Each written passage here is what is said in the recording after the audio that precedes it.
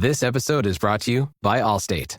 Some people just know they could save hundreds on car insurance by checking Allstate first. Like to check the date of the big game first before you accidentally buy tickets on your 20th wedding anniversary and have to spend the next 20 years of your marriage making up for it. Yeah, checking first is smart. So check Allstate first for a quote that could save you hundreds. You're in good hands with Allstate. Savings vary. Terms apply. Allstate Fire and Casualty Insurance Company and Affiliates. Northbrook, Illinois.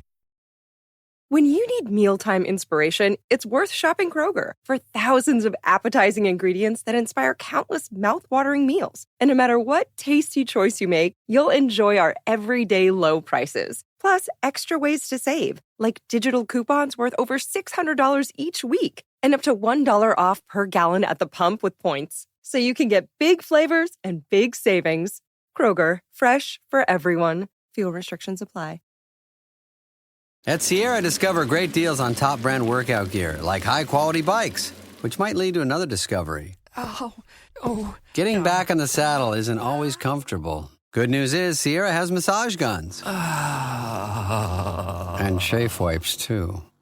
Discover top brands at unexpectedly low prices. Sierra, let's get moving. Thanks for choosing this free Anfield Index podcast. If you'd prefer to listen to this or any of our other shows without adverts, then now's the time to check out Anfield Index Pro. With AI Pro, you can supercharge your entire listening experience. You'll not only get all of our podcasts without the ads, but you'll have them far faster with our Quick Publish feature available exclusively for subscribers. AI Pro also puts you in the heart of our sound studio, with an option to listen to many of our shows live and interact with the podcasters in real time as the shows are recording. Upgrading couldn't be easier. AI Pro is available on all popular podcast platforms. Just head on over to AnfieldIndexPro.com and get started today. Hello and welcome to AI Scouted on Anfield Index Pro. I'm Dave Hendrick, joined as always by Mr. Karl Matchett. How are you, sir? Exactly. Tomorrow, Liverpool take on Accrington Stanley in the FA Cup. And if you don't drink your milk when you're young, you'll only be good enough to play for Accrington Stanley when you grow up. A wise man called Ian Rush once said that, and no truer words have ever been spoken into existence. Before we get to that, we've got some Liverpool-based news and some Premier League-based news to touch on. Let's start with the Premier League, Carl. So we knew it was coming. Lopetegui is out at West Ham, and Graham Potter is in. What is your thoughts? I don't think you've got much left to say on Lopetegui. I think you'd already voiced your opinion that it hadn't worked and it wouldn't be a surprise if he was gone. What are your thoughts on Potter? It did seem like a logical choice for them. I would agree, although I would also replay our scouted pod from before we played Leicester, where we discussed the whole Ruud van Nistelrooy situation and just pretty much copy and paste it. Like, if you think now this guy is the one, why was he not the one 4 or 5 months ago when you hired and he was available? These clubs making these weird judgment calls and sort of reverse decisions on themselves and, second guessing whether they made the right decision or not. It's not helpful. It's not helpful mid-season, but it's also not helpful for the new manager coming in because, one, they clearly fancied someone else over him for a reason at the time. And obviously then you're also, especially with Graham Potter this time in particular, with the contract situation that we were originally going to be offering him, you must be wondering exactly how long am I going to get this time? Yeah, this is the thing. And it strikes me that they moved on from Moyes, and the briefing on that was they're looking for a cultural shift. They're looking to become more ambitious. And yet they went with Lopetegui, who was basically just a Spanish Moyes, but not as accomplished. Potter makes sense as that cultural shift because we saw him bring a cultural shift at Brighton when he took over from Chris Hughton, who again is very much in the mould of Moyes in terms of the style of football and the let's not lose this mentality as opposed to let's go and win this, which I think Potter ideally would like to be part of. It makes sense from that point of view, but like you said, he was available in the summer. He was sat home twiddling his thumbs. So why didn't you just go and get him then? And now there's some rumours as well that Tim Steedten, the director of football, might be on his way out, or I think he might be technical director, and that potentially Dan Ashworth could be on his way in. And obviously Ashworth and Potter are very close. They work together at Brighton. There was some talk after Potter got sacked by Chelsea that Ashworth was going to try and bring him to Newcastle because Ashworth and Eddie Howe didn't get on. And then when Ashworth went to Manchester United, Graham Potter's name was floated in the summer as a potential managerial target put forward by Dan Ashworth. So it is possible that those two link up again, but we'll wait and see. Closer to home, and by home I mean Anfield, Sean Dyche is out as Everton manager. Again, I don't think anyone can be hugely surprised by this. I always say you can be bad on the pitch, but the football can be fun and people will kind of live with that. Or you can be good on the pitch, the football can be bad to watch and people will live with that. But you cannot be bad on the pitch with horrible football. You just cannot be that. Nobody wants to see that.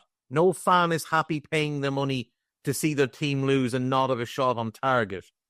So Sean Dyche, unfortunately, was kind of doomed with the new owners coming in, and especially this ownership group who done this in the past where they take over and sack the manager to get their own guy in. And it looks like the guy who will be coming in is, in typical Friedkin Group's style, is someone that they know the fans will be on board with straight away in David Moyes. Yeah, we discussed Moyes a couple of weeks ago, maybe more recently than that, and we looked down pretty much the whole Premier League, right, and trying to identify which clubs he might suit, not just which might be available, but which really might suit him. And it's so hard to look past Everton. And like, I get that it's, you know, the history there, and so it's easy to put one on one together again, but just the setup, the position in the table, all the rest of it, the style, what they know he can do. I think it's a fine spot for him. I just don't know about the timing of it. Like, if he was, I think we said it at the time, like if they'd have offered it to him in summer, where they know that they're already in the Premier League, or they, you know, basically gave him the job as long as we stay up, then yeah, I think he'd do really well there again. Because, I mean, what are the things that they've really lacked over the last few years? Well, they have had players who should be higher than 14, 15, 16, 17th in the table. Yeah. They've lacked organisation on a regular basis, let's be honest. They've been, even under Dyche at times, they've looked woefully open at the back. They don't really have too much of a plan, a progression of the ball through the middle of the pitch. Moyes, you don't think give it to Dwight McNeil and hope for the best is a plan? I mean, it is a plan, but I don't think it's progression as such. But Moyes, West Ham, like I said, was really, really good at that. They were excellent at moving the ball through the thirds. Even if you wouldn't say that they were an attacking team or a counter-attacking team, they could just do all the different types of getting the ball forward, basically. Set pieces, they were dangerous. Knocking it long and going for the second balls, they were dangerous. Counter-attacks in the channels, dangerous. I've no doubt he'll turn this Everton squad, even as it is now, into a much better force than they are. The problem is doing it mid-season. Like, if they were on... Even if we say they put them into that Spurs, Man United, West Ham group of 23, 24 points, then you'd say fair enough. They're not like in any danger, but they are 1 point above the drop zone. I know a game in hand, but it's against Liverpool. There's a possibility they lose that.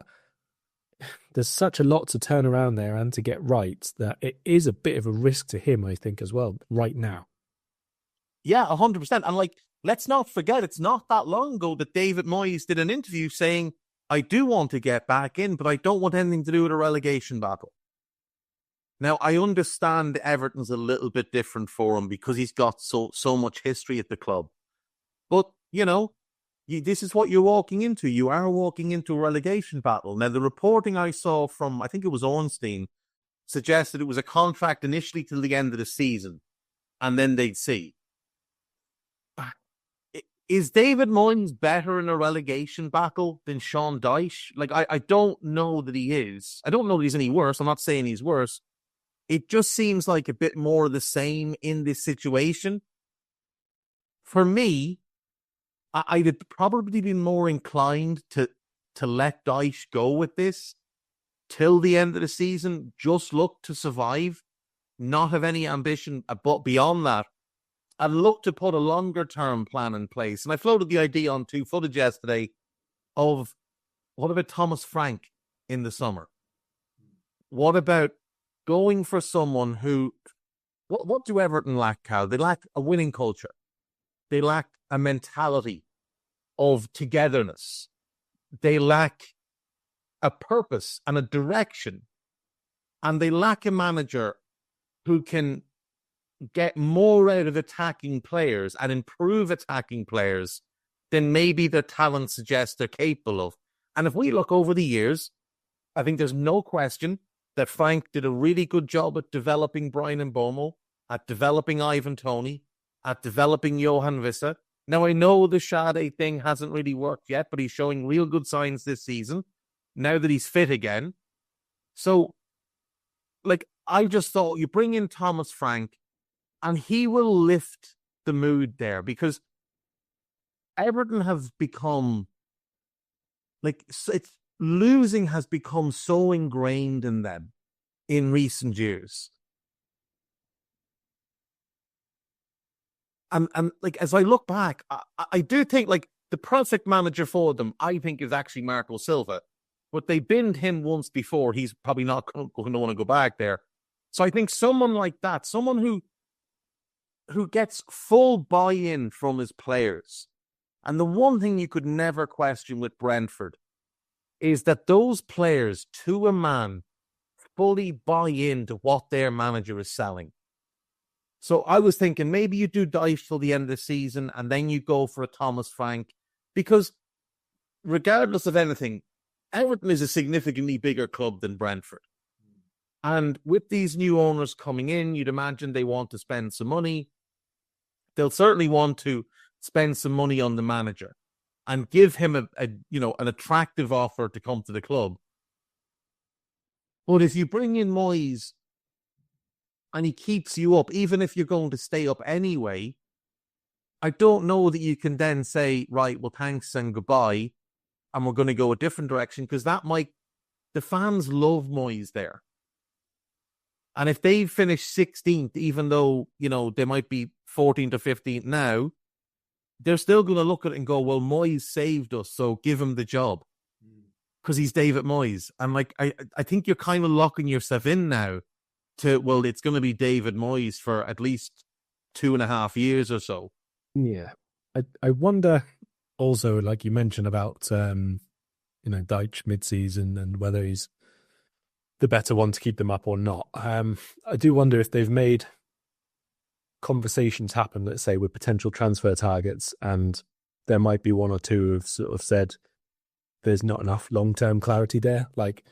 Maybe some players want to play for Dyche, maybe some players don't want to play for Dyche, same as with any other manager. But I do imagine that if people are leaving one club mid-season, especially if they're already first choice, and they're looking at joining your club, one, for a relegation battle, but two, in the knowledge that they may have a different manager 6 months down the line, it might be a lot more difficult to attract them unless they've got certainty in that area. Yeah. Yeah, no, I 100% agree. So, look, maybe Moyes is what they need to see them through this initial period, because, we have to remember as well, the pain for Everton and Everton fans hasn't just stopped because the owner is gone. These new owners have inherited a horrible situation financially, where the club still have enormous debt. They've got a stadium to finish that also comes with more debt. They've got a complicated profit and sustainability situation where it's probably going to be another 12 months before they get real wiggle room. They have one real sellable asset in Jared Branthwaite. And then they've got a couple of other good players like Dwight McNeil and Iliman Ndiaye that you could definitely sell and get value for. But you don't have anything left if you sell all of those three. You take those three out, this is a mediocre championship squad. So it's going to be a bit of a tightrope for them to walk now for the next little while. And maybe Moyes maybe Moyes sees them through that, as opposed to going and taking a swing with somebody else, bringing in like the likes of a Thomas Frank, who I think everybody thinks is capable of a step up. Maybe not to the elite clubs, but to those clubs who should be in the next grouping. You know, your West Hams, your Evertons, and those sort of clubs. Rather than bring them in and almost set them up to fail by not really being able to back them, maybe Moyes is just the one that makes all the sense for them. Imagine what's possible when learning doesn't get in the way of life. At Capella University, our game-changing FlexPath learning format lets you set your own deadlines so you can learn at a time and pace that works for you. It's an education you can tailor to your schedule. That means you don't have to put your life on hold to pursue your professional goals. Instead, enjoy learning your way and earn your degree without missing a beat. A different future is closer than you think with Capella University. Learn more at capella.edu. The NFL playoffs are better with FanDuel, because right now new customers can bet $5 and get $200 in bonus bets, guaranteed. That's $200 in bonus bets, win or lose. FanDuel, an official sportsbook partner of the NFL. 21 plus and present in select states. First online real money wager only. $5 first deposit required. Bonus issued as non-withdrawable bonus bets which expire 7 days after receipt. Restrictions apply. See terms at sportsbook.fanduel.com. Gambling problem? Call 1-800-GAMBLER. I don't need a VPN. I've got nothing to hide. Ha. This is what I used to tell myself before I hooked up with LibertyShield.com. Not only is my home internet now fully encrypted, but I can now access all the websites I want, whenever I want, and do so from absolutely anywhere. As a Liverpool fan, I love to know I can now watch every match, regardless of whether it's on UK TV or not. My Liberty Shield VPN makes sure nothing is blocked and guarantees me super fast streaming speed throughout that match. You can get connected right now with their software package, which includes a 48-hour no-obligation free trial and instant access to their apps for Apple, Android, Fire TV, PC, Mac and Android TV. Or go a step further like I have and get one of their pre-configured VPN routers. These small but powerful devices allow you to easily connect every device in your home to VPN, making it the perfect solution for smart TVs, Mac boxes, and games consoles. Visit LibertyShield.com today and use coupon code AIVPN25 to get 25% off at checkout. What's your prediction right now if it is Moyes where they finish? 16th?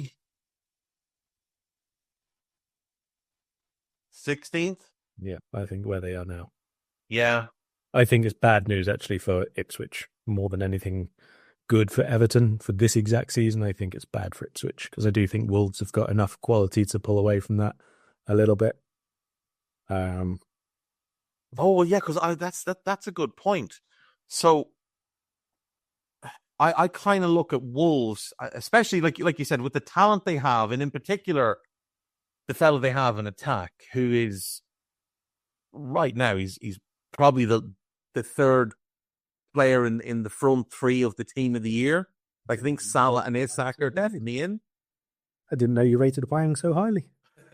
I do like Hwang, to be fair, but like Wolves are a point behind. Like you said, Everton have a game in hand, but it is home to Liverpool. But Wolves can score goals. And if scoring goals is the best currency you can have at the bottom of the Premier League, because it will give you the best fighting chance of staying up. Everton cannot score goals, but they don't concede many, which is why they're still, outside the relegation spots. But like, I don't see Palace getting dragged back into this. I think they've shaken themselves free. I don't see West Ham tumbling. United, Tottenham, Brentford, Brighton, they're not going to tumble down into this mess. So it does become, I think we both agree Southampton are gone. Farewell, thanks for playing. Ipswich, Leicester and Everton are then the three teams that remain for two spots. Because again, I think Wolves, with the attacking talent, and they've just signed a centre-back, which should help defensively. But they should have enough going forward to be okay. They've got quality in midfield as well. They should be fine. So actually maybe 17th for Everton. And I think they'll pull. I think someone will drop out of that little group above them. I don't know who really. It's hard to say, but I think 3 months from now, we could be looking like a 9-10 point gap between 18 and 17, and then the next few above them quite close together. Yeah. It's gonna this is gonna make it tougher for Ipswich, to be fair. Yeah, very. That's a shame. Although, what if the Moyes who managed Manchester United, Real Sociedad and Sunderland turns up? That man's a long time in the past. But man was a magnificent man. Yeah, but it's not impossible that for the first month it looks like that, because there will be a lot of change and they're not in good form and they haven't won in 5 in the league, and I don't know, like there's not going to be like an immediate upturn in form just because it's a new manager. Like he will have to actually do some things to be viable again. Like, and they've not got an easy run. Like Villa, Spurs, Brighton is not a very easy start to just suddenly take points from, unless Spurs do their usual defensive thing. But this is a team who's beaten Wolves and nobody else in the league since mid-October. Yeah. They're not just going to magically pull away, but I do expect them to improve with a bit of cohesion, maybe sign someone in January, maybe play someone else in attack or use people in a different way. They've got to find someone that can put the ball in the back of the net, Carl. I think they have them. We've been over this, though. I think they've got players there who can put the ball in the back of the net. The approach is the issue with what they're asking of those players rather than anything else. You can't tell me McNeil and Njai and any one of the 3 forwards, Calvert-Lewin or Beto or Broja, or in fact, they've got another one, haven't they? Giametti. Giametti, when he's back fully fit. Like one of those in the middle of the others. You play the right way, you have attacking chances there. They do. No, like they do. Like Njai and McNeil, I really like both of them. But, if forwards are out of form, they're out of form. And right now, somehow they have 3 centre forwards. It's understandable with Broja. The guy's just back from a broken foot, I think it was. But Beto and Calvert-Lewin don't look like they could hit a bull's arse with a banjo. He just looked completely lost. Right, agreed. And I don't think Calvert-Lewin's that good anyway. Never have done. He's had one good season of finishing and everything was first time inside the 6-yard box. We've been over this a billion times. But there are players there, and Beto is a good example of it, who is better than what they're doing at the moment. And part of that is because of how they're being used, because of the chances that are or are not being created for them. In their last 13 Premier League matches, since they beat Crystal Palace 2-1 at home, right? Beginning with Newcastle, they've scored 8 Premier League goals in 13 matches, and 4 of them came against Wolves. So that's 4 goals in the other 12 games. And 2 of them were against Ipswich. Like, this is a historically dreadful attack. Historically dreadful. 9 games without a goal in this run. This is an atrocity.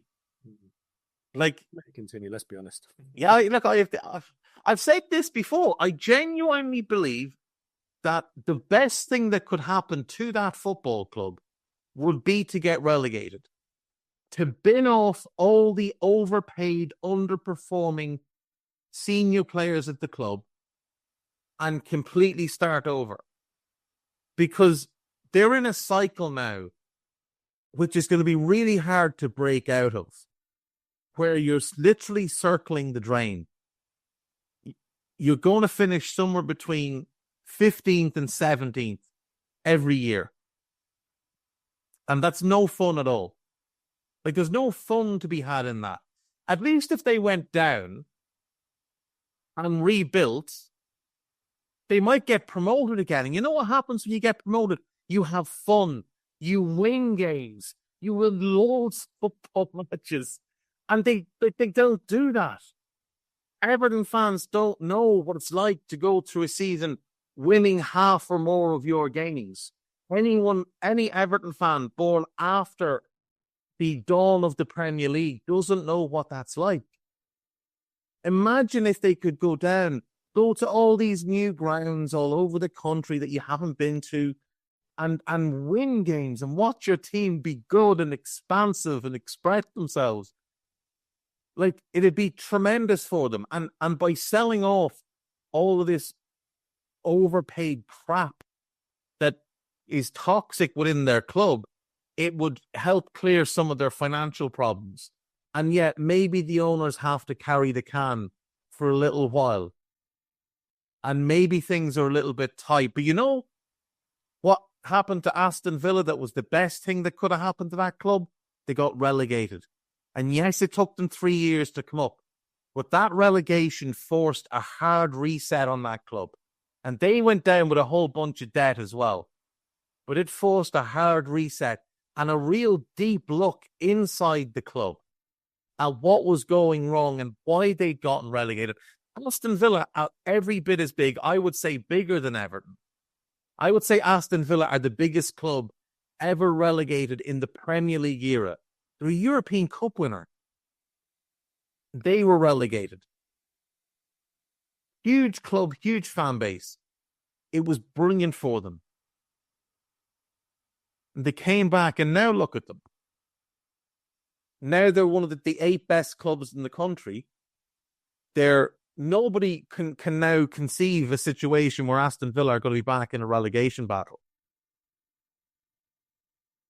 And I do wonder if maybe that kind of hard reset is the best thing that could happen to Everton. And for their fans, they might get to enjoy football again. Because no Everton fan can have enjoyed the last... I mean, it's 30 years this year since they won anything. Do you know? It's... other than potentially in midweek you backtracking there and deciding that Nottingham Forest are the biggest ones to be relegated when we do the podcast with them. No, and Forest are not as big. Forest are not as big as that. As Villa? They're bigger than Arsenal, though. They've won 2 European Cups. Thanks, I'm now getting sighed at from the other room again. Is she an Arsenal fan? Yes. Is she really an Arsenal fan? She is. It's maybe that every podcast we've done recently has been, why do you talk about Arsenal so much? Well, because the second in the table behind us a lot of the time. Anyway, leaving that to one side. Everton did win on Friday night. They did. They won in the FA Cup. So, do you want to go through these now? Very briefly. Right. So last night we had Cardiff beating Sheffield United 1-0. That's an upset because Cardiff are at the bottom of the Championship. Sheffield United are up at the top. Everton beat Peterborough by 2-0. Beto and a late Hillman and Jai goal. And the funniest thing is, Everton won the game, and all anybody cared about was that Ashley Young's son didn't get on, and that Darren Ferguson apparently was a bollocks for not putting him on. Because parents thought he might want to try and win the game. And Fulham beat Watford by 4-1. So they're out the way. We've got 2 games tonight. Wickham against Portsmouth and Villa against West Ham, which is a really interesting one. But as you look ahead at the weekend's games, Carl, Saturday, Sunday, Monday, and I believe Tuesday as well, what games are jumping out to you there? What's catching your eye? Should we leave our one aside for a bit? Leave our one aside. We'll come back to it at the end. Right. Saturday games then. I do think a couple of them are pretty good. I don't think Chelsea-Morecambe is a very good game just because Chelsea have such absurd depth that I don't really think there's any chance of anything there at all. But on the other hand, Man City v Salford is a bit of a game just because of proximity and, you know, the whole Gary Neville kind of situation there. It's at least one to glance at. I wouldn't say I'd be tuning in for it or anything like that because Man City are a bit woeful to watch sometimes. But yeah, I think it's probably a game to keep an eye on. The tie that probably caught my eye just because whenever I think of the FA Cup, as much as I want to win it every season, I always end up thinking of FA Cups of previous years, basically. That's where it is stuck in my head. It's like you're sort of the same vintage as myself. So when you were growing up, do you remember how big third round Saturday was? All day. It was but it was one of the best days of the year. Yeah, it was fantastic. An FA Cup final day was literally a 9 a.m. till everything in the morning, evening is finished kind of event. It was great. But anyway, for that reason, Coventry v Sheffield Wednesday really, really stands out for me. Yes. It's just, isn't it such a mid-90s Premier League match? Absolutely brilliant. It's Shigwe in both home kits as well. Proper light blue against dark blue and white stripes of the 90s. 100%. John Salako raiding down a wing. For it's the Big Run Derby is what that is. That's it. Like Highfield Road was the old Coventry Stadium, and you can just close your eyes and you can picture like Peter Undlove dancing through a Sheffield Wednesday defence before chipping Kevin Pressman to put it in the back of the net. Oh no, there's Des Walker sprinting back to clear it off the line. You'll never beat Des Walker. What a player. But that is, like, for me, when this draw was made, that was absolutely one of the ones that jumped out to me. That's a great game. Norwich v Brighton is the other Saturday one. I think that should be... Yeah, just that's a good one. Form last season was absolutely immense. It was really the reason why they even got into the playoffs at all. They've probably not been quite as good at home this season, but still pretty strong. So, just on Norwich quickly, what do you make of Jonas Hoff-Thorup, the new manager that took over in the summer? You've got, obviously, a lot of connections to the Norwich area. What's the local feel on him, given, David Wagner was brought in to get them back up, didn't get them back up, but had them in the playoff mix and was then removed after the semi-final loss to Leeds. What do you think of what's the view on Thorup? Because he came quite highly regarded, even though very inexperienced. Yeah, so he only had, I think it was one full season at Nordsjælland before he went to Norwich. He's only 35, so very, very young, like you say, in managerial terms. But he did have a good reputation from over there. He was a coach from really, really young. I don't think that they are completely overawed by him, if I'm being honest. I can't say that it's anything to do with my opinion. I've not watched Norwich once this season. But I think a bit of a mix of getting better out of some of their players who were basically cast aside last year or didn't really get too much out of them, but also like too open and don't really have too much backbone to the team away from home. Their words, not mine. They're not strong away from home, but again, it's been kind of this thing of Norwich having to sell a few players, and like even what's his name? Ashley Barnes left recently, didn't he? So it's still something of the asset stripping going on at the club, and not too much influx of good names and so on. Yeah, I would imagine there's some ill will towards the ownership, just given how things have been done in recent years, and it's a tough job to take. It's a big club, and like again, I always go back to the 90s. Norwich were a club that were just in the Premier League, and they were a good club with a lot of good players, and there was always a hard place to go. And Carrow Road, from an aesthetic point of view, was always one of the nicer stadiums to look at, and it was a great place to go and visit as well. I've been to Carrow Road a few times, and there's an era of fans, like people like of our age, who grew up with that, who grew up, with Norwich in Europe, playing Bayern Munich and Inter Milan, and they yearned for those days. They would accept merely being back in the Premier League, and they've got to look at clubs like Brighton and Brentford and say, well, hang on, how are they doing this? And we can't do it. We're being told it's unrealistic for us to go up and establish ourselves in the Premier League. But these clubs who are not as big as us, they're able to do it. So, yeah, just, it's always a club I like. And I think this should be a good game. Two teams that play pretty attractive football. I'm looking forward to seeing a couple of other games as well. Leicester, obviously, in really poor form. QPR resurged in the Championship of late after a bad start.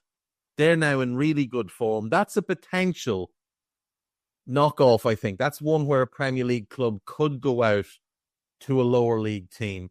There's another really good nostalgic 90s Premier League tie involving Championship clubs. with Middlesbrough against Blackburn Rovers that could be interesting enough. I'm not seeing the potential for too many out-and-out giant killings, though. Hey guys, it's Eddie Gibbs from Anfield Index here. I hope you're enjoying this podcast, and I'm sorry to call time on the show before it ends.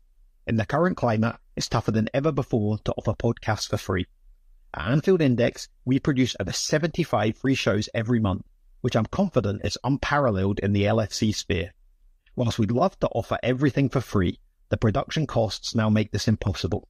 That said, we don't want to follow the model of other channels and lock all of our content behind a paywall. So what we've decided to do is to continue offering every show for free, but cut that offering to 30 minutes on our longer shows.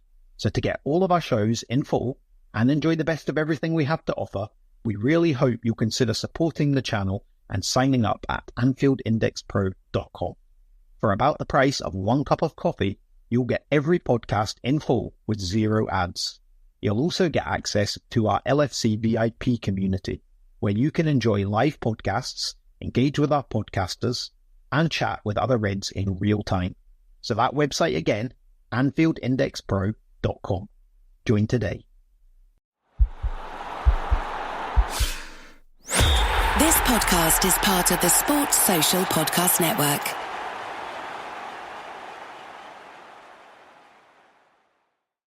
If you're a maintenance supervisor for a commercial property, you've had to deal with everything from leaky faucets to flickering light bulbs. But nothing's worse than that ancient boiler that's lived in the building since the day it was built, 50 years ago. It's enough to make anyone lose their cool. That's where Grainger comes in.